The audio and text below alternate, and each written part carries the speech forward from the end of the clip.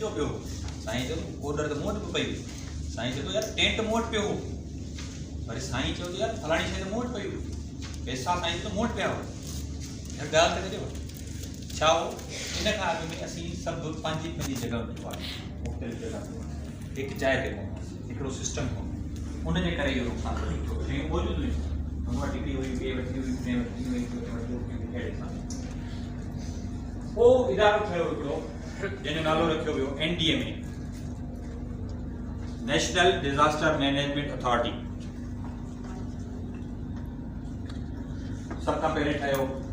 जेको वफ़ाक़ी सतह ते कमु करे थो वफ़ाक़ में हुजे इन जो थोरो नंढो तालुक़ु कराईंदो हलां त उनजो हिकिड़ो चेयरमैन हूंदो आहे टाइम थोरो आहे उहो चेयरमैन जेको आहे ऐं उनजी पूरी कमेटी हूंदी आहे हाणे वरी उनखे वधाए NDMC बि ठाहियो वियो आहे नेशनल डिज़ास्टर मैनेजमेंट कमेटी उहा कमेटी जेका आहे उनजो चेयरपर्सन वरी वज़ीर आज़म ख़ुदि हूंदो आहे ऐं बाक़ी जेके कैबिनेट जा मेंबर हूंदा सभु त उहो जीअं को फ़ैसिलो वठणु चाहे त करे था सघनि चेयरमैन चवे वरी पोइ कंहिं ॿिए खे चवे उहो करे ऐसी टाइम गुज़रींदो हलियो तव्हां NDMA जो रोल 2005 खां पोइ बि ॾिठो हूंदो वरी हींअर जेका रिसेंटली असां वटि पैंडेमिक जेका सिचुएशन थी आहे हुन में कोरोना जेका असां वटि ॾाढी ख़तरनाक थी उन में जेका वैक्सीन आहे ॿाहिरि सतह खां वठी मास्क ॿिया ख़रीदारियूं जेके बि आहिनि उहे NDMA करे पियो करण खां पोइ वरी हेठि सूबाई सतह ते वरी हिकिड़ो इदारो आहे जंहिंजो नालो आहे PDMA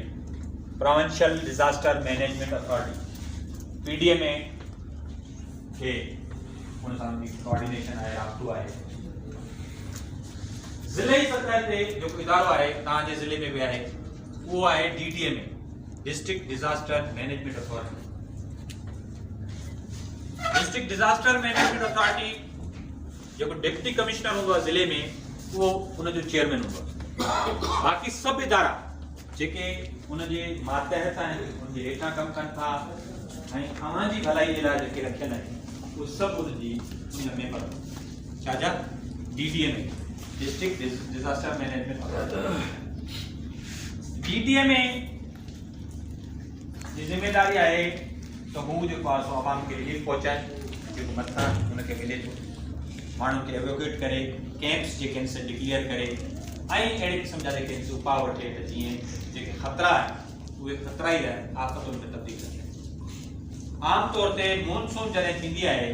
सीज़न ईंदी आहे उन सीज़न में DDMA एक्टिव थी वेंदो आहे सभु इदारा जेके उन सां रिलेटेड आहिनि उन्हनि सभिनी खे ॻाल्हि कबी आहे उन्हनि सां मुलाक़ात थींदी आहे मीटिंग्स करणु ॾिसी त जीअं उन्हनि खे ॿुधाईंदा त भई तव्हां टाइमली पंहिंजूं जेके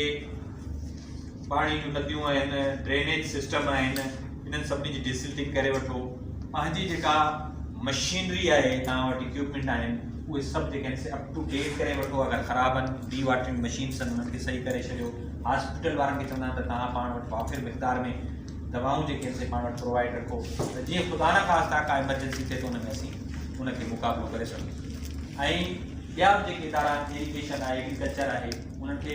ॿुधायो वेंदो आहे इरिगेशन वारनि खे चयो वेंदो आहे जेकर ख़ुदा न ख़ास्ता बरसाति तमामु घणी पवे थी त तव्हां पंहिंजे जेको वाटर लेवल आहे चवंदो आहे ॿुधायो त आफ़तुनि खे जनम ईंदियूं आहिनि